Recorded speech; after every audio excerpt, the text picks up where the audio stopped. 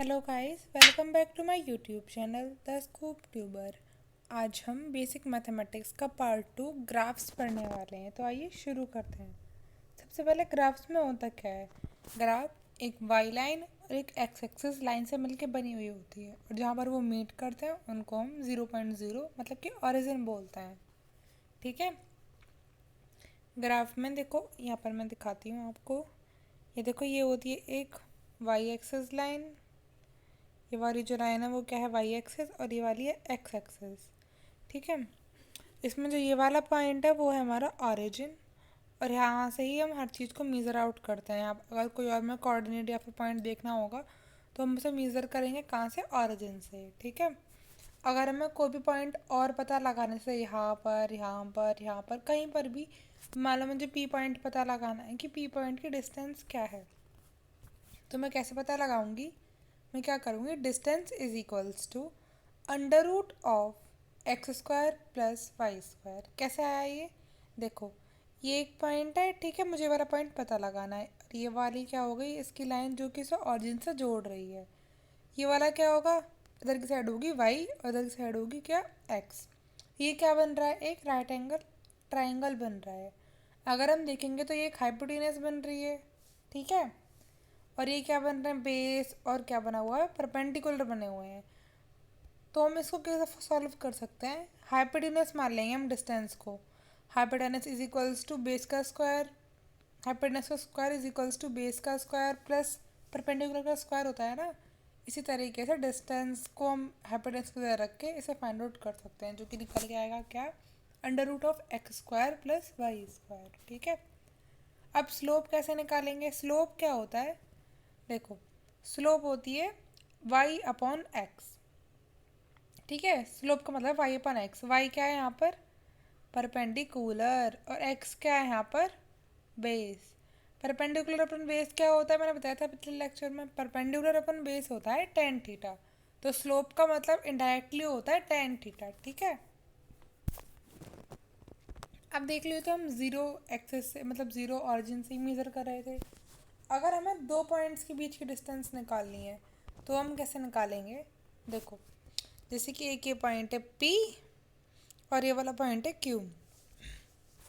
अगर हम P point से Q पॉइंट की डिस्टेंस निकालेंगे तो हमें कोऑर्डिनेट्स पता होने चाहिए।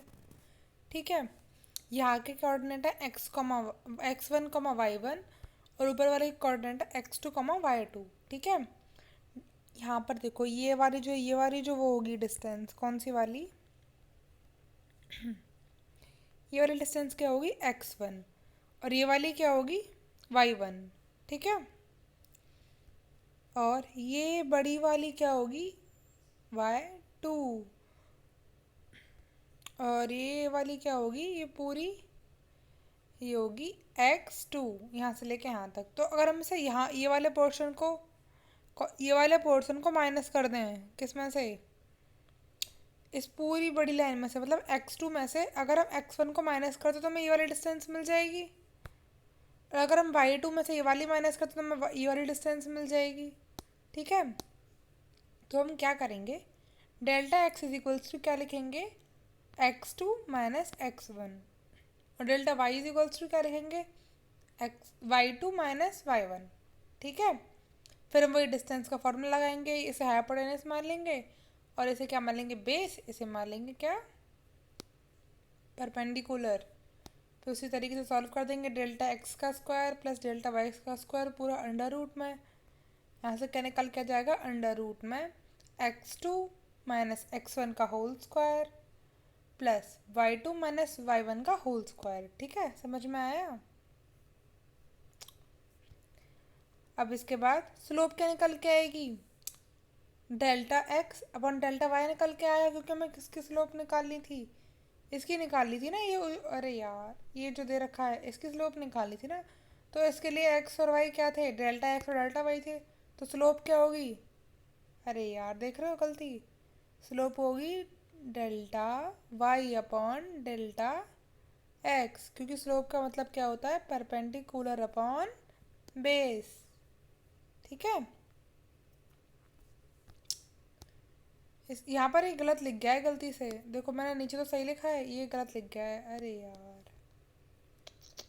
ये तो सही लिखा है, देखो। Delta Y upon delta delta Y upon delta X का क्या मतलब है? वाई की वैल्यू क्या है? Y two minus Y one, और एक्स की वैल्यू क्या है? X two minus X one, जो कि स्लोप होगा in change of Y in terms of X, मतलब विद रेस्पेक्ट टू एक्स। ठीक है, अब हमें क्वेश्चन देख लेते हैं कि किसकी स्लोप बड़ी होगी इसमें, ए या बी की। तो ये रहा ए और ये रहा बी। देखो, इन क्वेश्चन करने के दो तरीके हैं। एक तो देखो, ये रही हमारी क्या, बी वाली लाइन। यहाँ पर जो थीटा है वो है बीटा, और ये बड़ा वाला क्या है, अल्फा। टेन की वैल्यूज़ में स्लोप का मतलब है टेन थीटा, तो टेन की वैल्यूज़ में कहाँ से लेके कहाँ तक, 0 डिग्री की क्या वैल्यू होती है, 0, और 90 डिग्री की क्या वैल्यू होती है, 1। नहीं, 1 किसकी होती है, 45 की। 90 डिग्री की होती है इन्फिनिटी। तो इसका मतलब 0 से लेकर 90 तक क्या हो रही है, वैल्यू इंक्रीज हो रही है।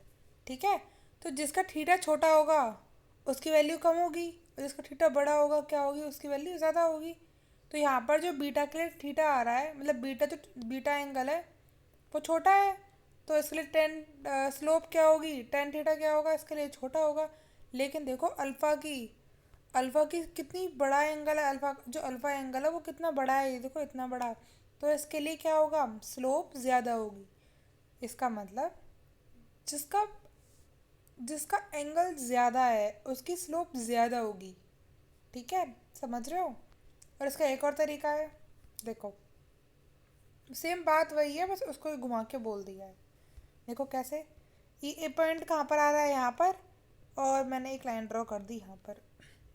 बी पॉइंट कहाँ पर आ रहा है, यहाँ पर, मैंने एक लाइन ड्रॉ कर दी यहाँ पर। टेन का मतलब क्या होता है, परपेंडिकुलर अपॉन बेस। जिसका बेस बड़ा होगा उसके लिए टेन थीटा छोटा हो जाएगा ना, क्योंकि ये डिवाइड आउट कर रहा है। तो इसलिए जिसका बेस बड़ा होगा उसके लिए टेन थीटा यानी कि स्लोप छोटी हो जाएगी। जिसका बेस छोटा होगा, इसका बेस छोटा है इसके लिए इतना सही है, तो इसके लिए टेन थीटा की वैल्यू ज़्यादा हो जाएगी। ठीक है, टेन अल्फा ज़्यादा हो जाएगा। अब देखते हैं हम स्ट्रेट लाइन ग्राफ्स।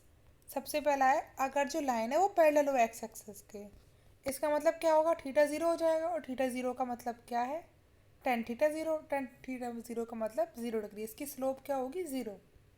ठीक है। सेकंड है, अगर लाइन पैरेलल हो जाए वाई एक्सिस के, इसका मतलब क्या है, एक्स से देखते हैं ना हम थीटा, थीटा कितने का हो गया, 90 डिग्री का। तो स्लोप कितनी की हो जाएगी, इन्फिनिटी, क्योंकि टेन थीटा का मतलब होता है इन्फिनिटी।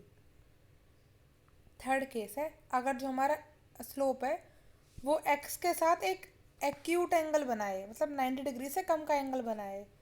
अगर 90 तक का वो होता है, 90 तक का एंगल होता है, तो टेन थीटा की वैल्यू क्या होती है, पॉजिटिव होती है। ठीक है, अरे यार, ठीक है, अगर हमारे टेन 0 से लेकर 90 तक का एंगल होता है कोई, तो वहाँ पर टेन थीटा की वैल्यू क्या होती है, पॉजिटिव होती है। इसका मतलब एक्यूट एंगल के केस में टेन थीटा की वैल्यू पॉजिटिव होगी। ठीक है। सेकंड है, अगर ऑब्ट्यूज एंगल बनाए। अब देखो, ऑब्ट्यूज एंगल का मतलब क्या है, ऑब्ट्यूज एंगल का मतलब है ये जो चार क्वाड्रेंट्स है, यहाँ पर जा रहे सारे पॉजिटिव होते हैं फर्स्ट में, और ये ऑब्ट्यूज एंगल चला गया है कहाँ, सेकंड वाले क्वाड्रेंट में। अगर सेकंड क्वाड्रेंट में चला गया है, इसका मतलब है कि यहाँ पर साइन तो पॉजिटिव है, लेकिन टेन क्या होता है, टेन नेगेटिव होता है। इसका मतलब यहाँ पर जो स्लोप आएगी वो भी नेगेटिव आएगी। ठीक है, तो स्लोप नेगेटिव है। थर्ड, फिफ्थ केस का क्या मतलब है, अगर एक स्ट्रेट लाइन है तो उसकी हर पॉइंट पर जो स्लोप है वो सेम होगी। देखो, जैसे कि आर वाले पॉइंट पे देखते हैं हम, ये रही हमारी एक्स एक्सिस, ये थीटा, इसके लिए भी थीटा सेम होगा, इसके लिए पी का पॉइंट के लिए भी थीटा सेम होगा, ओ पॉइंट के लिए भी थीटा सेम होगा। तो इन सब का थीटा सेम है, तो टेन थीटा की वैल्यू भी सेम होगी। इसका मतलब इन सब की स्लोप जो है वो साथ में सेम होगी। ठीक है। अगला सिक्स्थ पॉइंट, अगर कोई लाइंस या फिर कोई जो स्लोप्स बना रही है लाइन, वो आपस में क्या हो, पैरेलल हो, तो उनके थीटा इक्वल होंगे, जिसका मतलब उनकी भी स्लोप इक्वल होगी। तो अगर कोई लाइंस आपस में पैरेलल हैं तो ये थीटा, ये थीटा, ये थीटा, ये थीटा, सारे के सारे थीटा क्या होंगे, आपस में पैरेलल होंगे, तो ये आपस में इक्वल होते हैं। ठीक है, ट्रांसवर्स ट्रांसवर्स एंगल बनना है ना, ये आपस में इक्वल हो जाएंगे। ठीक है, तो इसका मतलब स्लोप ए की, बी की, सी की, डी की, सबकी क्या होगी, आपस में इक्वल हो जानी है।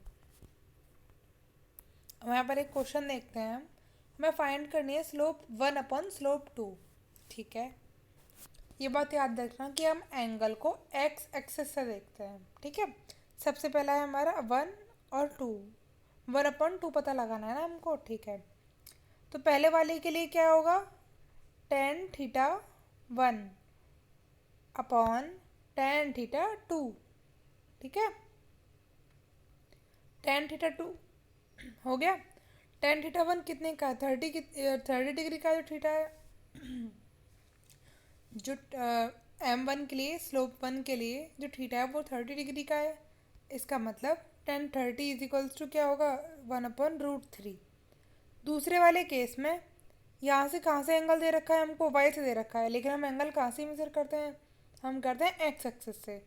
इसका मतलब कितने डिग्री का एंगल हुआ, एंगल हो जाएगा 60 डिग्री का, क्योंकि यहाँ पर 30, यहाँ पर 30 है और हमें पूरा देखना है। तो हम 90 में से क्या करेंगे, माइनस कर देंगे किसको, 30 को, इधर वाले 30 को, जिससे कि मैं ये वाला एंगल मिल, अरे यार देख रहे हो, मैं तुम्हें साफ साफ दिखाती हूँ, अरे देख रहे हो।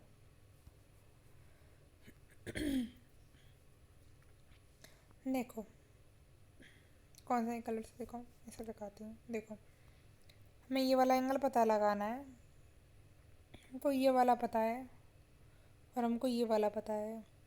तो हम क्या करते हैं, अगर अगर हमको क्या पता लगाना है, हमको ये वाला पता लगाना है, मान लो ये वाला एंगल है, पर्पल वाला पता लगाना है हमको, और हमको पता कौन सा है, ये वाला पता है। अगर हम इस वाले में से इसको क्या कर दें, माइनस कर दें, तो ये निकल के आ जाएगा ना। अगर हम इस पूरे में से इसको माइनस कर देंगे तो ये वाले से निकल के आ जाएगा। तो हम यही करने वाले हैं। ये कितने का है, 90 का, 90 माइनस 30 करेंगे तो क्या निकल के आएगा, 60 का। ठीक है, तो इसकी स्लोप कितनी होगी, tan 60 की।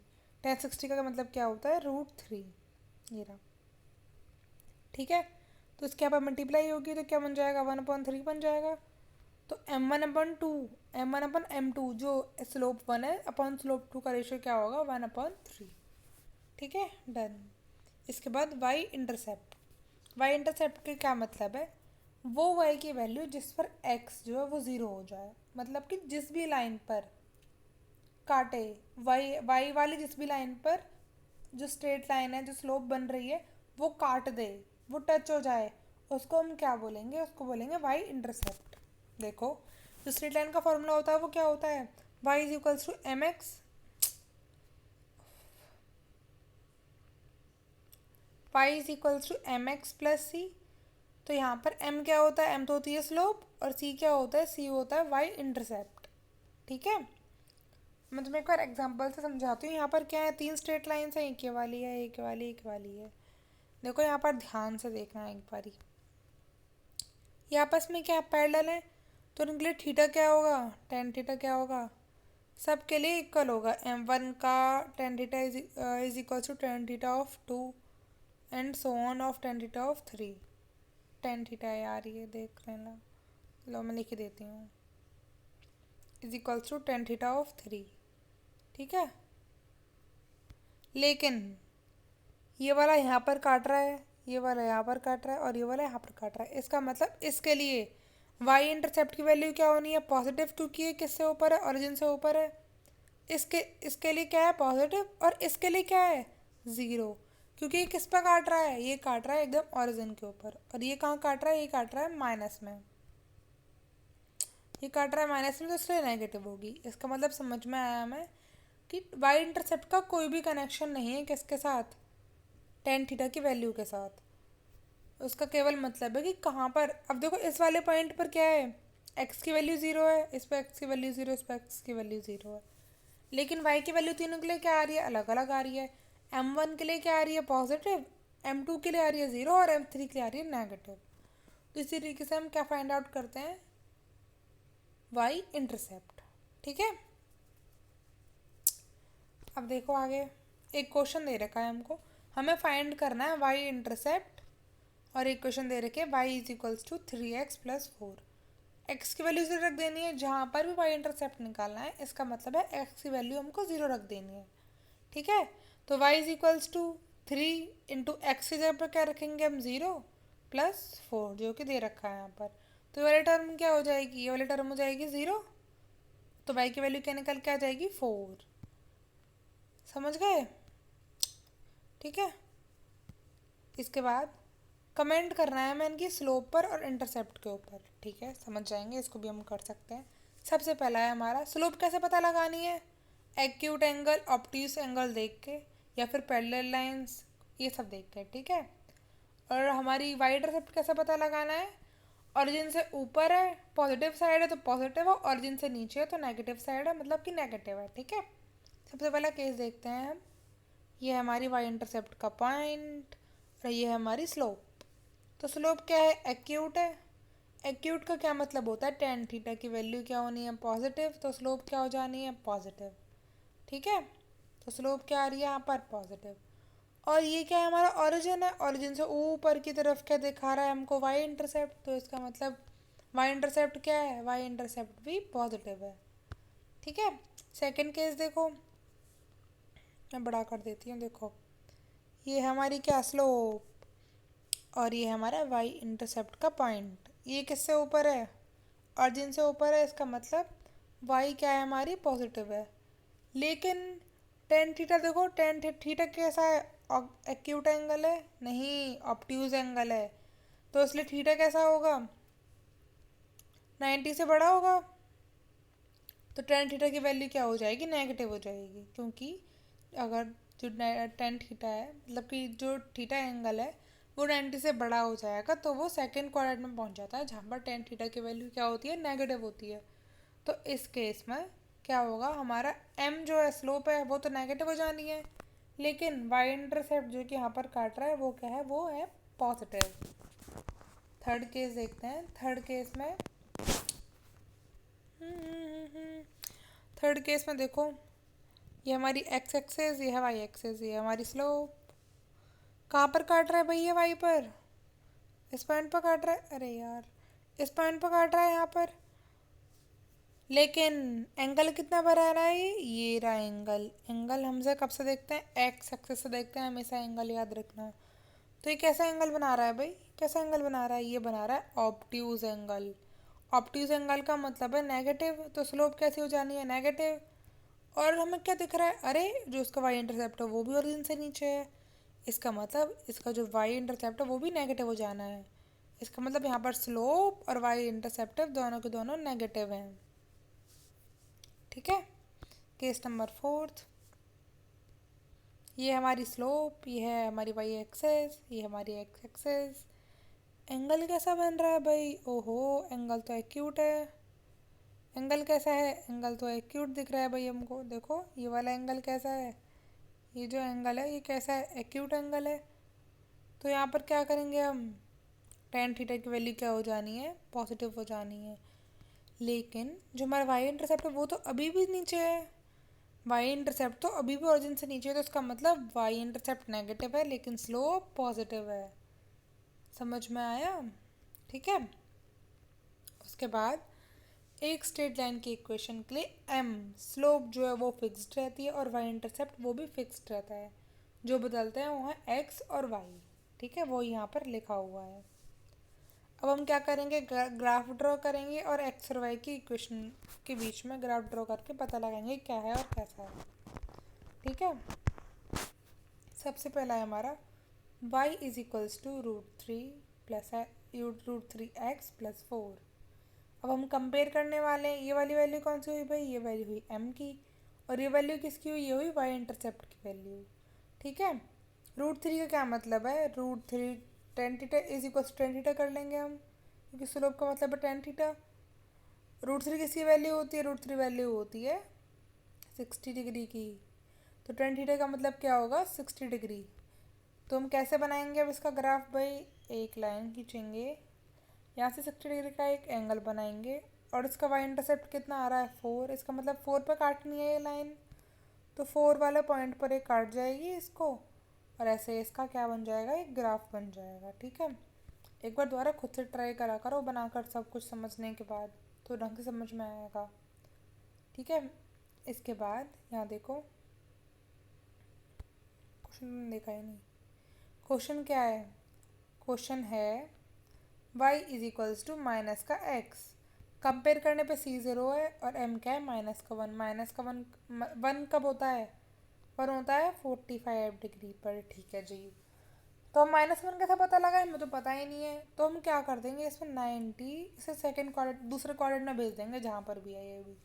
तो इसमें 90 का कर देंगे ऐड। अब कितना आ रहा है, 5 का 5 और 13। इसका मतलब ये कितना एंगल हुआ, यह एंगल 135 डिग्री। ठीक है। तो इसका मतलब टेन थीटा कौन सा, थीटा कितना है, 135 डिग्री। अब हम कैसे बनाएंगे इसे, ज़ीरो पड़ रहा है हमारा इंटरसेप्ट, इसका मतलब ये ऑरिजिन से गुजरेगा और कितना एंगल बनाएगा एक्स एक्सेस से, 135 का। तो ये कुछ इस तरीके का बनेगा। ठीक है, समझ में आ रहा है।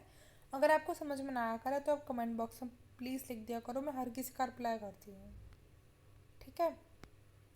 उसके बाद थर्ड है हमारा y is equals to x. इसमें m की वैल्यू क्या है, 1 और c क्या है हमारा, 0। ठीक है। तो m की वैल्यू ने इसका मतलब 45 डिग्री। तो सिंपल ऐसे बना देंगे और 0 पर काट रही है तो ये 0 से निकलेगा। सिंपल 45 डिग्री का बन जाएगा एंगल। अगर फोर्थ वाला देखो, फोर्थ में x upon 3 plus y upon 4 plus 1 is equals to 0। अब हम क्या करेंगे भाई, यहाँ पर एक एलसीएम ले लेंगे। ठीक है। तो क्रॉस मल्टीप्लाई करेंगे।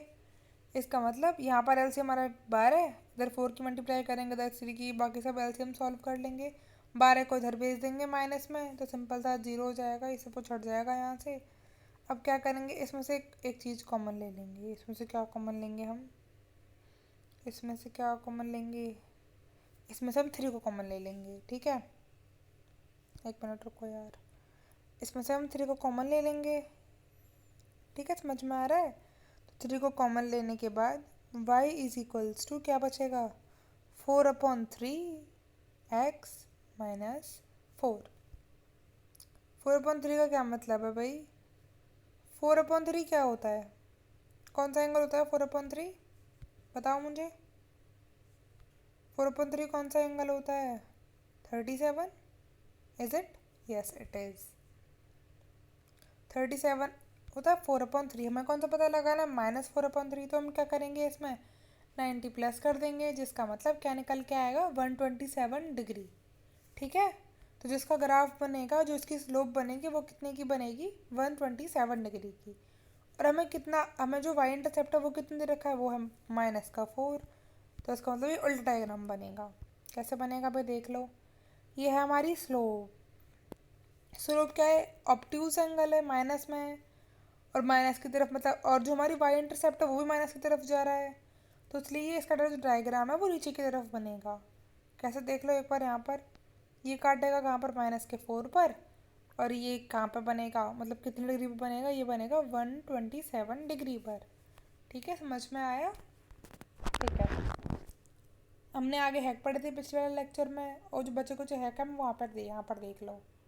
देखो, अगर हमें कभी भी निकालने हो क्या, एंगल्स, जो कि मैंने अभी आपको बताया, हमें पता हो 45 डिग्री की वैल्यू, या फिर कितनी भी डिग्री की हमें वैल्यू बताओ, हमें बताओ 0 डिग्री की, 45, 30, कुछ भी अगर आपको उसकी माइनस में निकाली है, वही सेम वैल्यू उसकी 53 की, 37 की माइनस में निकाली है, तो आप क्या करो, 90 एड ऑन कर दो उसमें। ठीक है। तो माइनस की वैल्यू निकल के आ जानी है। ठीक है, ये है। आपको नीट के पेपर में हैक की काफ़ी ज़रूरत पड़ने वाली है, क्योंकि नीट का पेपर लेंदी भी होता है। उसमें 180 क्वेश्चंस होते हैं, जो कि आपको कितनी देर में करने होते हैं, 200 मिनट में करने होते हैं। क्वेश्चन तो वैसे 200 ही होते हैं ना, तो आपको पढ़ने तो एक्चुअली सारे ही पढ़ते हैं। आपको सॉल्व 180 करना है, उसका मतलब अभी थोड़ी है कि आप सॉल्व नहीं करोगे। आप जब आप सारे सॉल्व करोगे तो आपको पता चलेगा उसमें से कौन से मुझे आते हैं, कौन से मेरे गलत लग रहे हैं मुझे। तो आपको 120 मिनट में 120 क्वेश्चन करने होते हैं, समझ रहे हो। तो आपके जो टिप्स पर होने चाहिए कॉन्सेप्ट्स, और हैक्स जो हैं आपकी टिप्स पर होने चाहिए। ठीक है। इसके बाद क्वेश्चन है अगला, right the equation of the graph. ठीक है जी, हमें ग्राफ दे रखा है। ओके, देखो कैसे निकाल लगाएंगे हम। अरे ये कितने का आ रहा है, वाई इंटरसेप्ट लग रहा है तो मुझे, वाई इंटरसेप्ट कितने का आ रहा है, वाई इंटरसेप्ट है mx +4। ठीक है। स्लोप में थीटा में दे ही नहीं रखा, ठीक है। थीटा कैसे पता लगाएंगे अब हम? तो ये वाली साइड दे रखी है और ये वाली दे रखी है। अरे मैं तो कर सकता हूँ इसको। क्या करूँगा मैं करूँगा परपेंडिकुलर अपॉन बेस, जो कि टेन थीटा होता है। तो यहाँ से परपेंडिकुलर दे रखा है 4 और बेस दे रखा है 3, तो 4/3 क्या आ जाना है इसका? टेन थीटा, यानी कि स्लोप m की वैल्यू। ठीक है, तो टेन थीटा की वैल्यू आ गई 4/3। इसका मतलब 4/3x+4 = y। ये आ गई इसकी equation. Second, find the value of y when x = 8। ठीक है जी, ये भी कर लेंगे हम। कैसे करेंगे? देखो, ये मैं ग्राफ दे रखा है। ठीक है, y इंटरसेप्ट दे रखा है 20 और क्या दे रखा है? एक कोई थीटा एंगल है यहाँ से बना हुआ है 4 पर। ठीक है, समझ में आ रहा है? 4 पर क्या बना हुआ है? ये एंगल बना हुआ है। ठीक है, अब हम कैसे निकालेंगे इसको? सबसे पहले हम इसका m निकालेंगे। ये है हमारी क्या? 4 और ये है हमारी 20। तो 20/4 क्या हो जाएगा? एक सेकेंड, रेस करो इसे पहले, थोड़ा साफ साफ कर दूँ तो मैं ढंग से लिखवाऊँगी यहाँ पर। 20/4 क्या हो जाना है? परपेंडिकुलर अपॉन क्या? बेस क्या हो जाना है इसका? बोलो भाई, क्या हो जाना है? परपेंडिकुलर 5।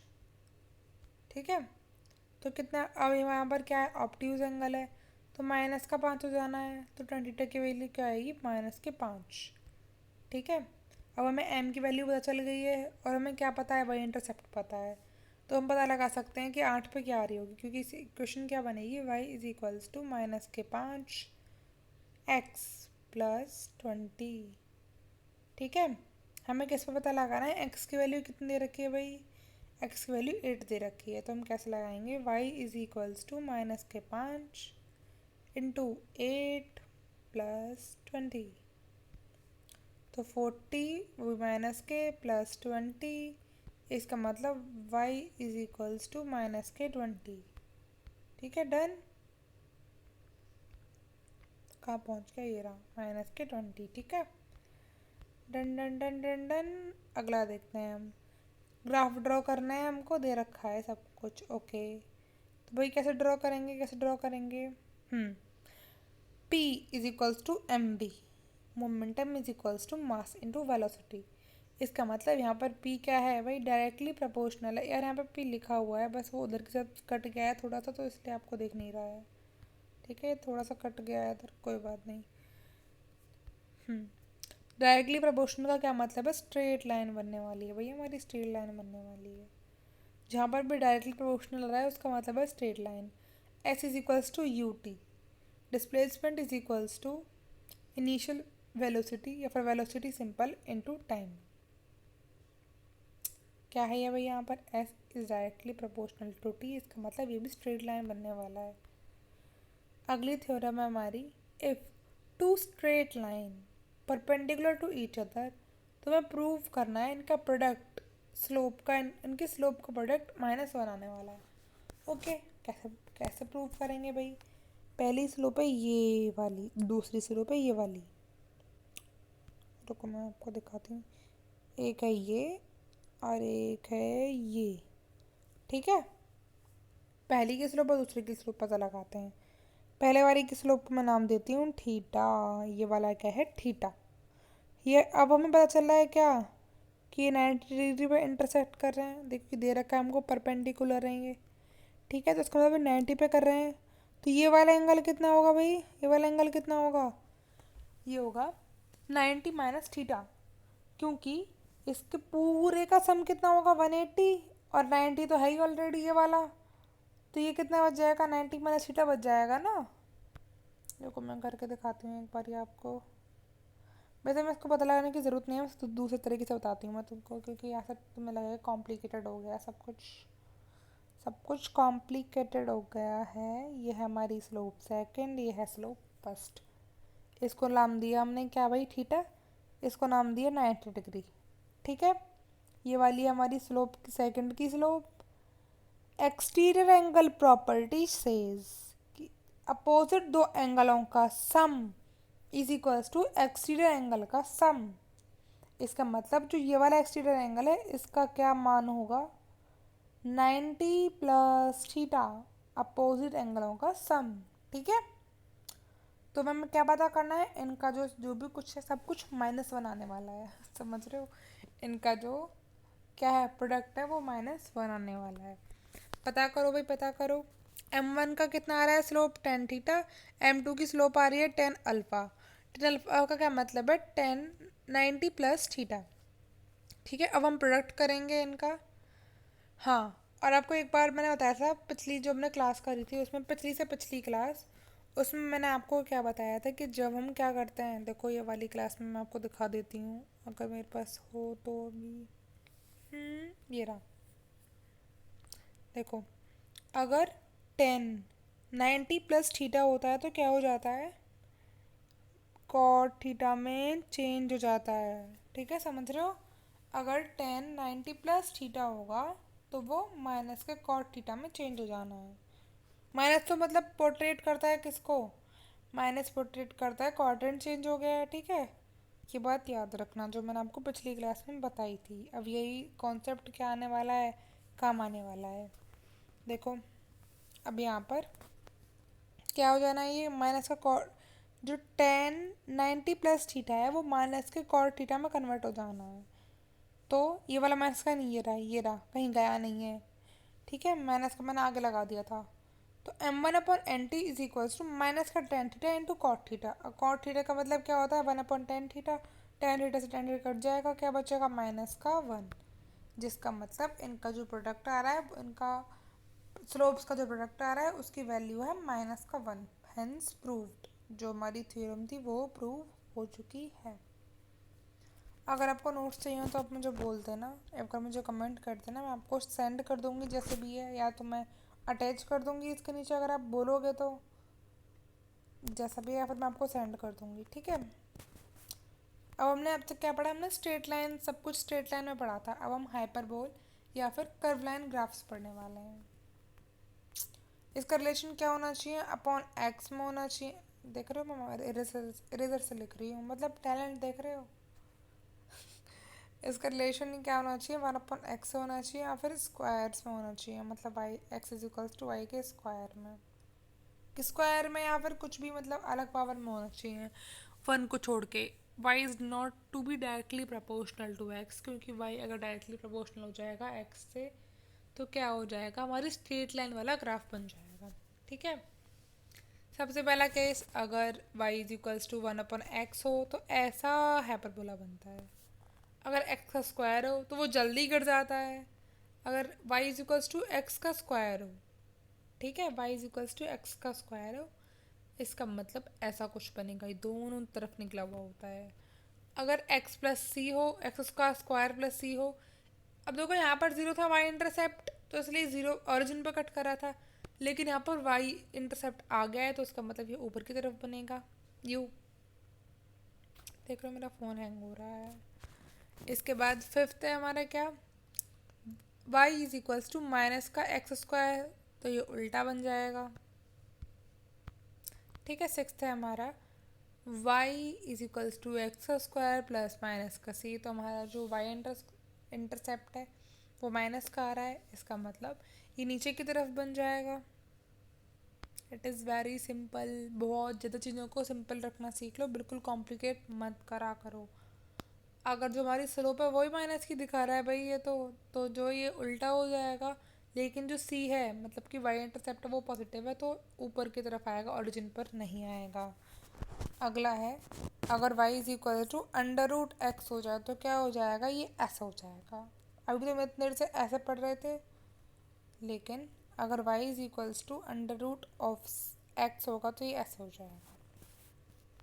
देखो रामबाण, तुम्हें नहीं समझ में आया कुछ, कोई बात नहीं, वाकई नहीं समझ में आया, बिल्कुल कोई दिक्कत नहीं लेनी। रामबाण ग्राफ देखो, एक है सब जो ऊपर की तरफ जाएगी ये वाली, अरे यार देख रहे हो, ये वाली ये ऊपर की तरफ जा रही है, देखो मेरी लाइन कैसे बन रही है ये, मतलब कि ग्रीन कलर की जो है ये वाली। ठीक है, और एक है स्ट्रेट लाइन ये वाली, और एक है ऐसे जो जा रही ऐसे। मतलब ये तीन केस बन रहे हैं, एक है ये, एक है स्ट्रेट लाइन, और एक है ये। समझ रहे हो? तो अगर लाइन ऊपर की तरफ जा रही है इसका मतलब है एक्स की कोई पावर है एन ऊपर, और वो जो पावर है, वो क्या है? वो है एक्स का स्क्वायर, एक्स का क्यूब, एक्स का 4, एक्स का 5, ऐसा कुछ। ठीक है, समझ रहे हो बात को? बिल्कुल समझ लेना। कोई नंबर मतलब 1 2 3 4 5 उसकी क्या है, पावर है। अगर स्ट्रेट लाइन है तो एक्स की पावर 1 है, 1 1। ठीक है, अगर लाइन ऐसे कर्व हो रही है, ऐसे कर्व हो रही है, कैसे कैसे कर्व हो रही है, नीचे की तरफ कर्व हो रही है, ऐसे ऐसे, तो एक्स की पावर क्या है, 1/2। ठीक है, डन। समझ में आ गया होगा, ये बिल्कुल रामबाण ग्राफ है। इसमें तीनों के दोनों समा चुके हैं, और इससे ढंग से नहीं समझ सकती मैं तुमको कि अगर ऐसे होगा ग्राफ तो एक्स की पावर 2 3 4 5 6, और ग्राफ सीधी लाइन है तो एक्स की पावर 1, और ग्राफ नीचे की तरफ है ऐसे है तो एक्स की पावर 1/2 एंड सो ऑन। ठीक है, डन। समझ गए? अभी वाला क्वेश्चन देखो, अब आपने समझ लिया है सब कुछ, एक्स स्क्वायर कैसे होगा, एक्स का क्यूब कैसे होगा। वही वाला क्वेश्चन देखो, find the electric field by point charge या फिर लाइन चार्ज या फिर डाइपोल। ठीक है, देखो मैं आपको फॉर्मूला बता देती हूँ पहले। पॉइंट चार्ज का क्या फार्मूला होता है, मतलब एक तरीके से बस रिलेशन बता दिया है मैंने आपको। जो ई होता है ना इलेक्ट्रिक फील्ड, वो डायरेक्टली प्रोपोर्शनल नहीं होता है, वो इन्वर्सली प्रोपोर्शनल होता है 1/r² के। लेकिन लाइन चार्ज में 1/r के होता है, और डायपोल में किसके होता है, 1/r³ के होता है। तुम्हें पता लगाना है कि कौन सी लाइन भाई किसकी है। ठीक है, देखो एक है ये वाली 1 2 3, तो 1 जो ये है पॉइंट चार्ज है वो है आर का स्क्वायर, और जो लाइन चार्ज है वो है 1/r। तो जितनी तेज़ी से स्लोप गिरेगी ना, उसका मतलब होता है कि उसमें उतनी पावर ज़्यादा है। अगर एक्स पावर यहाँ पर 4 होती किसी में, तो वो जो लाइन है ना वो ऐसे आ रही होती, मतलब अरे यार देख रहे हो, मतलब वो लाइन कुछ ऐसे, मतलब और जल्दी कर रही होती, और जल्दी से नीचे कर रही होती। तो जितनी ज़्यादा पावर ज़्यादा होगी ना, वो इतनी जल्दी एक्सल लाइन की तरफ झुकेगी। ठीक है, समझ रहे हो? मेरा गला थोड़ा ऐसे ही हो रहा है, पर मेरी बात को सुनो और समझो। तो इसका मतलब जो लाइन चार्ज है वो 1/r है, तो वो 1 वाला पॉइंट होगा। जो पॉइंट चार्ज है 1/r का स्क्वायर है, मतलब वो सेकंड वाला होगा, बीच वाला होगा। जो डायपोल है 1/r³ है, इसका मतलब वो थर्ड वाला होगा। ठीक है, तो increase in the power of the x will shift the graph downward। मतलब कि अगर पावर में इंक्रीज होगा x की, तो जो ग्राफ है वो उतना x एक्सिस के पास आता जाएगा। ठीक है, डन। समझ गए होगे तुम? अब हम देखेंगे P V is equals to N R T. अगर टेम्परेचर कांस्टेंट है तो हमें ग्राफ ड्रॉ करना है पी और वी के बीच में। ठीक है, पी और वी के बीच में हमें ग्राफ ड्रॉ करना है। Okay, done. बात को समझ रहे हैं? यहाँ पर मैं एक बहुत इंपॉर्टेंट बात बताने वाली हूँ। 1/x का ग्राफ कैसा होता है, ऐसा होता है भाई। ठीक है, बना दिया हमने। लेकिन अगर हम ये बना किसके बीच बनाए हैं, हम बना रहे हैं p वर्सेस v के बीच में। अगर हम ग्राफ बना रहे होते किसके बीच में, ये हमारा, देखो अगर ये मेरा ग्राफ, ये है मेरा एक्सिस, ये है मेरा वाई, मतलब जैसा भी है समझ लो। अगर हम रखते हैं किस पर, वाई एक्सिस पर रखते हैं हम p को, और हम x पे रखते हैं 1/v को, तो ग्राफ कैसा बनेगा, ग्राफ ऐसा बनेगा। ग्राफ एक स्ट्रेट लाइन बनेगी, क्योंकि उस केस में ये y is directly proportional to x वाला केस बन रहा होगा। अभी ये क्या बन रहा है, y इज़ डायरेक्टली प्रोपोर्शनल नहीं है, यहाँ पर 1/इनवर्सली है इस वाले केस में। लेकिन इस वाले केस में 1/v आ रहा है इधर की तरफ, ये वाले पॉइंट पे अपना 1/v रखा है x एक्सेस पर, तो एक स्ट्रेट लाइन आएगी। आगे देखो और एग्जाम्पल से आपके समझ में आएगा। देखो के ई मतलब kinetic energy is equals to P का स्क्वायर अपॉन 2m। अगर मोमेंटम कांस्टेंट है तो ग्राफ ड्रॉ करना है मास और काइनेटिक एनर्जी के बीच में। ठीक है, ये देखो ये क्या है हमारी वाई एक्सेस और ये क्या है एक्स एक्सेस। ठीक है, तो वन अपन क्या बन रहा है, ये वन अपन एक्स वाला बनना है दोबारा से, तो ये ऐसे ही बन जाना है जैसे बनता है वन अपन एक्स का। लेकिन अगर हम कैसे बनाएं, अगर हम बनाएं इधर की तरफ क्या रखें हम के ई और इधर की तरफ रखें हैं वन अपॉन एम, तो कैसा बनेगा ग्राफ, ग्राफ एक स्ट्रेट लाइन बनेगा क्योंकि ये कौन सा केस बन जाएगा y is equals to x, Y is directly proportional to x. ठीक है, अगला देखते हैं magnetic field is equals to nu naught I upon 2r। अगर न्यू और आई कांस्टेंट है तो ग्राफ बनाओ मैग्नेटिक लाइंस मतलब मैग्नेटिक फील्ड अपॉन मतलब एंड आर के बीच में। ठीक है भाई, कौन सा केस बन रहा है ये भी दोबारा से वन अपॉन आर का बन रहा है, तो बी किसके डायरेक्टली प्रोपोर्शनल है, नहीं बी इन्वर्सली प्रोपोर्शनल है वन अपॉन आर के, तो इसमें भी सेम वैसा ही ग्राफ बनेगा। अगर हम ग्राफ बनाएं किस किस के बीच में, बी और वन अपॉन आर के बीच में, तो ये स्ट्रेट लाइन बनेगी। देखो मैंने आगे क्वेश्चन दिखाया भी है, देखो ये रहे। अच्छा आ गए फाइनली देखें। इफ के ई अरे अरे अरे अच्छा वो था। ठीक है, अगर काइनेटिक एनर्जी का हमें ग्राफ बनाना है किसके साथ, मोमेंटम के साथ। देखो अगर हमको दो चीज़ दे रखी हो कि इसके बीच में ग्राफ बनाना है, तो हम तीसरी चीज़ को ऑटोमेटिकली मतलब हमारे दिमाग में समझ जाना चाहिए कि वो कांस्टेंट ही है। ठीक है, तो हम किस किस के बीच में ग्राफ बनाएंगे, के ई और पी स्क्वायर का, मतलब कि y is equals to x के स्क्वायर का ग्राफ बनना है। तो कैसा होता है, अगर पावर 1 2 3 4 है तो ग्राफ ऐसा बनेगा, ऊपर की तरफ जाता वो बनेगा। तो इसमें ग्राफ कैसा बन रहा है भाई, इसमें ग्राफ कैसा बन रहा है, इसमें ग्राफ ऊपर जाता रहा है, तो ये ग्राफ कुछ ऐसा बनेगा। ठीक है, इसके बाद अगर हम ग्राफ बनाएं किस किस के बीच में, के ई और अरे यार देखो साफ साफ लिख के दिखाती हूँ इधर की साइड। अगर हमारा ग्राफ बने, ये लो के ई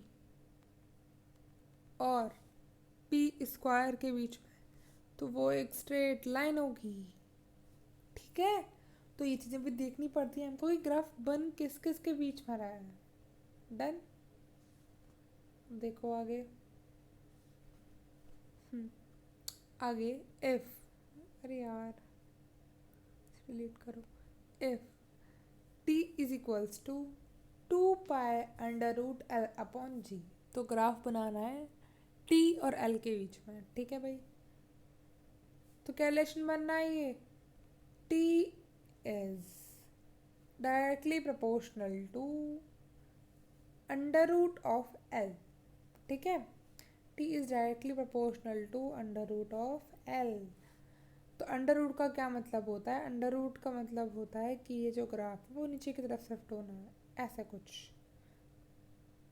समझ रहे हो। लेकिन अगर हम बनाएं टी और वन अपन मतलब अंडर रूट एल के, तो वो एक स्ट्रेट लाइन बनेगी क्योंकि उस मसले में ये बन जाएगा y is equals to x वाली इक्वेशन। डन।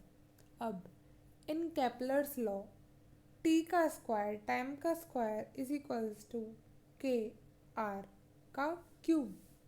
डन, ठीक है समझ गई भाई मैं।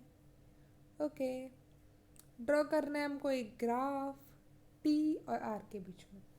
वन होता तो भाई कैसी लाइन बनती, अगर जो ग्राफ है मतलब अगर जो पावर है वो वन होती, यहाँ पर वन होती, तो कैसी बनती, स्ट्रेट लाइन बनती। लेकिन ये टी का square is equals to R का क्यूब होगा, तो इधर की तरफ लेके जाएंगे तो ये क्या बन जाएगा, T is equals to R upon 2, मतलब टी की जो पावर है वो आर क्या बोल रही हूँ मैं, T is equals to R की पावर क्या बन जाएगी, 3/2। ठीक है, अब देखो कैसे सॉल्व करेंगे हम इसको। ये रहा तो स्ट्रेट लाइन बनेगी, ये जाएगी ऊपर की तरफ। अगर कोई भी पावर ऊपर लग रही होती है इसका मतलब ये लाइन जाएगी ऊपर की तरफ। लेकिन अगर हम ग्राफ बनाए टी स्क्वायर और आर क्यूब के बीच में तो ये बन जाएगी एक स्ट्रेट लाइन। डन। एक्सपोनेंशियल का ग्राफ कैसा बनता है, एक्सपोनेंशियल ग्राफ कुछ इस तरीके से बनता है। y is equals to x के केस में इस तरीका, y is equals to e minus x के केस में बनेगा कुछ इस तरीके का। क्योंकि इधर वाले केस में क्या होता है कि जो x की वैल्यू होती है ना, देख रहे हो, जो x की वैल्यू है ना वो पॉजिटिव साइड है,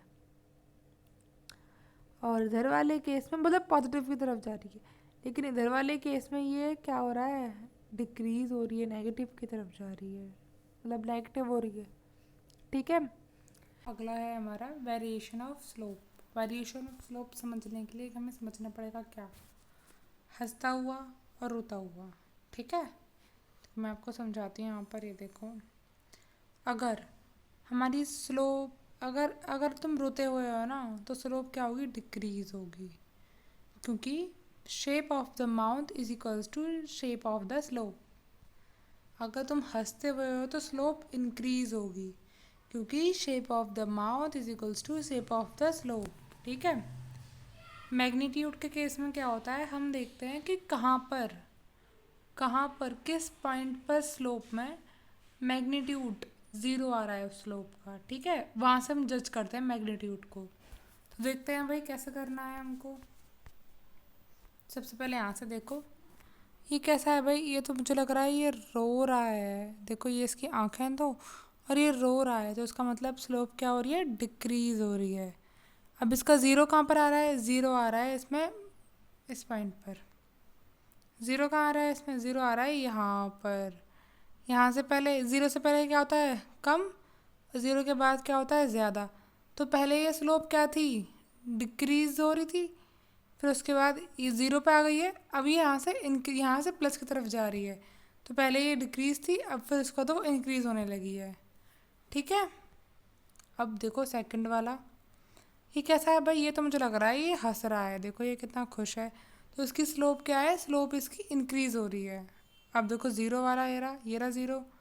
पहले देखो ये क्या है, ये ज़ीरो से इधर की तरफ है, ये वाला पार्ट ज़ीरो से इधर की तरफ है, मतलब कि क्या, पहले ये डिक्रीज़ हो रहा है, उसका ज़ीरो पर आ गया है, अब ज़ीरो से ये इंक्रीज़ हो रहा है। ठीक है, अब देखो थर्ड वाले में क्या है, ये मुझे तो लग रहा है ये भी हंस रहा है, देखो ये रहा। ऐसा तो हो नहीं सकता तुम आधे मुंह से हंस रहे हो और आधे मुंह से रो रहे हो, तो इसमें अगर आधा दिख रहा है तो उसका मतलब ये भी तो हंस ही रहा है ना। ठीक है, तो इसकी स्लोप क्या हो रही है, स्लोप इसकी इंक्रीज़ हो रही है। अब देखेंगे हम, ज़ीरो कहाँ आ रहा है, m0 आ रहा है यहाँ पर। इसका मतलब अब यहाँ से क्या होगा, इसका मैग्नीट्यूड बढ़ेगा। जीरो के बाद अगर आ रहा है तो उसका मैग्नीट्यूड बढ़ रहा है, अगर मैग्नीट्यूड यहाँ पर आ रहा है ज़ीरो, तो इसका मतलब है इसका मैग्नीट्यूड कम हो रहा है। ठीक है, आगे दिखाऊंगी मैं कम होने वाला भी। समझ में आया, तो इसका मैग्नीट्यूड कहाँ से चालू है, यहाँ से चालू है, तो इसका ये ज़ीरो से ऊपर की तरफ जा रहा है, मतलब ज़ीरो से आगे बढ़ रहा है, ज़ीरो के आगे भी है स्लोप, इसका मतलब स्लोप इंक्रीज़ हो रही है। ठीक है, अब यहाँ पर देखो, ये कैसा, मुझे तो लग रहा है ये रो रहा है, देखो ये रो रहा है, इसका मतलब स्लोप क्या हो रही है, स्लोप डिक्रीज़ हो रही है। और मैग्नीट्यूड कहाँ पर ज़ीरो हो रहा है, मैग्नीट्यूड इसके बिल्कुल एंड पॉइंट पर ज़ीरो हो रहा है, इसका मतलब यहाँ पर तो कुछ है ही नहीं, ऐसा ऐसा कुछ है नहीं। इसका मतलब क्या है भाई, स्लोप आगे तो बढ़ नहीं रही है, तो इसका मतलब स्लोप डिक्रीज़ हो रही है इसकी। समझ रहे हो, स्लोप ज़ीरो से पहले है, इसका मतलब स्लोप डिक्रीज़ हो रही है, मैग्नीट्यूड डिक्रीज़ हो रहा है। स्लोप डिक्रीज़ होना कैसे देखेंगे हम, उसकी शेप से। और मैग्नीट्यूड को कैसे देखेंगे हम, पहले स्लोप का मैग्नीट्यूड ज़ीरो देख लेंगे कहाँ पर आ रहा है, और उससे हम जज कर लेंगे कि मैग्नीट्यूड ज़ीरो कैसे हो रहा है। ठीक है, फिफ्थ वाला देखो, मुझे तो लग रहा है ये तो हंस रहा है, देखो ये तो हंस रहा है। ठीक है, अब मैग्नीट्यूड देखेंगे, मैग्नीट्यूड के साथ क्या हो रहा है, यहाँ पर ज़ीरो है, ज़ीरो के बाद तो कुछ है ही नहीं, ऐसा होता तो ये बढ़ रहा होता, लेकिन ऐसा कुछ है नहीं, ज़ीरो से पहले है ये लाइन, स्लोप ज़ीरो से पहले की है, इसका मतलब मैग्नीट्यूड यहाँ पर घट रहा है। ठीक है, सिक्स पॉइंट देखेंगे, ये ऐसा ग्राफ है, ये ऐसा, ये तो रो रहा है, अरे ये तो रो रहा है, इसका मतलब स्लोप क्या हो रही है, स्लोप डिक्रीज हो रही है। और स्लोप की ज़ीरो कहाँ पर है, स्लोप ज़ीरो है इसके बिल्कुल स्टार्टिंग पे, इसका मतलब यहाँ से ये आगे बढ़ रही है तो स्लोप इंक्रीज हो रही है। ठीक है, अगला देखो, अगला ये रहा, ये भी मुझे तो रोता हुआ ही लग रहा है, देखो ये रो रहा है ना, ये रहा, ये रो रहा है, इसका मतलब स्लोप क्या हो रही है, स्लोप डिक्रीज हो रही है। और जीरो देखेंगे, अब मैग्नीट्यूड यहाँ पर आ रहा है, इसके बाद ये बढ़ रही है लाइन, आगे जा रही है, इसका मतलब मैग्नीट्यूड इंक्रीज हो रहा है। समझ में आई? यहाँ पे देखो मैंने चार वो दे रखे हैं एग्जाम्पल्स, जिससे आप पता लगा सको क्या है और कैसा है। हमें क्या बतानी है, स्लोप बतानी है ए और बी पर, नेचर ऑफ स्लोप बताना है, मैग्नीट्यूड बताना है स्लोप का। ठीक है भाई, पहला है ये वाला, यहाँ पर ए पॉइंट है, ये रहा ए पॉइंट है यहाँ पर, कैसा एंगल है भाई, ये ए से यहाँ टेंजेंट ड्रॉ करेंगे तो कैसा एंगल आ रहा है, कैसा एंगल है, ऑब्ट्यूज एंगल आ रहा है। ऑब्ट्यूज एंगल का मतलब क्या है, ये नेगेटिव है। बी पॉइंट पर ज़ीरो, एम एम यहाँ पर एम क्या आ रहा है, ज़ीरो आ रहा है, इसका मतलब यहाँ का जो मैग्नीट्यूड है वो स्लोप है जो यहाँ की वो है ज़ीरो। सेकंड वाले केस में देखेंगे क्या, ए पॉइंट कहाँ पर आ रहा है भाई, ए पॉइंट यहाँ पर आ रहा है, ये रहा, ए तो ज़ीरो हो गया, और बी थोड़ा सा ज़्यादा है, मतलब 90, अगर 90 होता तो बिल्कुल यूँ होता, पर ये 90 नहीं है, 90 से हल्का सा ज़्यादा है, इसका मतलब क्या है, ऑब्ट्यूज एंगल है, तो इसका मतलब बी नेगेटिव होगी। ठीक है, थर्ड केस देखो भाई, थर्ड केस में ए पर क्या, ए तो ज़ीरो आ रहा है, लेकिन बी क्या है, एक्यूट एंगल है, एक्यूट एंगल का मतलब पॉजिटिव होगा। फोर्थ केस देखो, फोर्थ केस में ए पॉइंट पर क्या आ रहा है, एक्यूट एंगल, और बी पॉइंट पर क्या आ रहा है, ज़ीरो, तो एक्यूट एंगल है इसलिए ए पॉइंट पर, इसलिए पॉजिटिव आएगा, और बी पर ज़ीरो। ठीक है, अब हम आगे देखेंगे, आगे देखना है हमें नेचर, स्लोप का नेचर, ये कैसा है, ये तो हंस रहा है, ये तो खुश हो रहा है, इसका मतलब स्लोप इंक्रीज हो रही है। इस वाले में रो रहा है, इसका मतलब स्लोप डिक्रीज हो रही है। इस थर्ड केस में स्लोप खुश हो रहा है ये, तो स्लोप इंक्रीज हो रही है। फोर्थ में ये रो रहा है, इसका मतलब स्लोप डिक्रीज हो रही है। तो फर्स्ट में इंक्रीज, सेकंड में डिक्रीज, थर्ड में इंक्रीज, फोर्थ में डिक्रीज। ठीक है, अब मैग्नीट्यूड देखना है, मैग्नीट्यूड देखने के लिए क्या देखना पड़ेगा, हमें देखना पड़ेगा कि कहाँ पर स्लोप ज़ीरो हो रही है। ठीक है, तो देखते हैं भाई, इसमें बी पॉइंट पर स्लोप ज़ीरो हो रही है, पर बी के बाद तो कुछ भी नहीं है, इसका मतलब इसकी स्लोप क्या है, डिक्रीज हो रही है। ठीक है, बी वाले पॉइंट पर देखो, ए पर क्या है, एम ज़ीरो है, और उसके बाद स्लोप बढ़ आगे जा रही है, मतलब आगे है लाइन, तो इसका मतलब इसकी स्लोप क्या हो रही है, इंक्रीज हो रही है। ठीक है, थर्ड केस देखो, ए पर ज़ीरो है, उसके बाद स्लोप बढ़ रही है आगे, इसका मतलब स्लोप इंक्रीज हो रही है। फोर्थ केस में देखो, बी पर ज़ीरो है लेकिन उसका आगे कुछ भी नहीं है, इसका मतलब स्लोप डिक्रीज हो रही है। ठीक है, समझ में आ गया?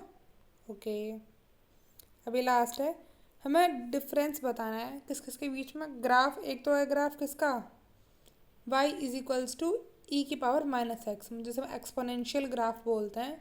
दूसरा है y is equals to one upon X. ठीक है भाई, y की power y is equals to E की पावर वन अपॉन एक्स का मतलब एक्सपोनेंशियल डिके होता है, और इसका ग्राफ यहाँ से चालू होता है, मतलब छुप के चालू होता है यहाँ से, y के लाइन से छुप के चालू होगा, समझ रहे हो? लेकिन इस केस में क्या होता है, ये देखो दूर है इससे, ये इससे दूर है। ठीक है, समझ गए? ये इसे छुप के चालू नहीं होता है वन अपन एक्स का, ये अंतर होता है। वैसे तो सेम ही दिख रहे हैं दोनों, ऐसे ही है दोनों का, ऐसा ऐसा ही है, लेकिन एक केस में क्या है, वो वाई लाइन से छुप रहा है, और एक केस में वाई वाली लाइन से नहीं छुप रहा है, ऐसा पता लगाएंगे हम। ठीक है, अब हम देखेंगे साइन और कॉस का ग्राफ क्या होता है विद रेस्पेक्ट टू थीटा। ठीक है, समझो अब, जो साइन का ग्राफ होता है, साइन ज़ीरो की क्या वैल्यू होती है, साइन ज़ीरो की वैल्यू होती है ज़ीरो, इसका मतलब इसका ग्राफ कहाँ से चालू होगा, नीचे से चालू होगा। इसके बाद साइन 90 की वैल्यू क्या होती है, वन, और साइन 180 की वैल्यू क्या होती है, ज़ीरो।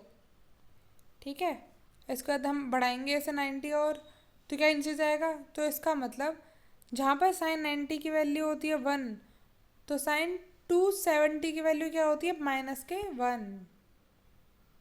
ठीक है, इसके बाद अब हमें क्या समझ में आ रहा है, देखो इसका मतलब, देखो ये है फर्स्ट क्वाड्रेंट और सेकंड क्वाड्रेंट में क्या है, साइन पॉजिटिव है। थर्ड और फोर्थ में क्या है, नेगेटिव है। क्योंकि हम जब हम क्वाड्रेंट का चार्ट बनाते हैं तो इसमें तो सारे पॉजिटिव होते हैं लेकिन इसमें साइन पॉजिटिव होता है, ठीक है। अगला देखो, ऐसे ही से बढ़ाते जाएंगे हम आगे आगे। इसके बाद और भी बढ़ा सकते हैं और बढ़ा सकते हैं जहाँ तक हमारा मन करे। 180 ऐड ऑन करते जाएंगे। अगला देखो, 0 डिग्री पे क्या होती है कॉस की वैल्यू, 1। 90 पे क्या होती है, 0। 180 पे क्या होती है, -1। और हमें क्या समझ में आया, ये है हमारा कौन सा, ये है कौन सा, फर्स्ट क्वाड्रेंट। सेकंड क्वाड्रेंट में क्या हुआ भाई, ओहो, इसका मतलब कॉस तो माइनस हो गया। और थर्ड में क्या हुआ, थर्ड में भी क्या है भाई, माइनस है। फोर्थ में तो ये पॉजिटिव हो गया। हमने देखा है ना, जब हम चार क्वाड्रेंट बनाते हैं तो इसमें क्या होता है, सारे के सारे पॉजिटिव। इसमें क्या होता है, साइन पॉजिटिव, इसमें टेन पॉजिटिव और इसमें कॉस पॉजिटिव। तो फोर्थ क्वाड्रेंट में जाके कॉस पॉजिटिव होता है, वो तो हमें ग्राफ से भी दिख रहा है। तो हम ऐसी चीज़ों को रिलेट आउट कर सकते हैं, ठीक है। ओके, चैप्टर ख़त्म, पूरे ग्राफ्स ख़त्म। If you like the video, then hit the like button and also share your feedbacks and valuable comments in comment box. Subscribe to our channel, The Scoop Tuber. Thank you.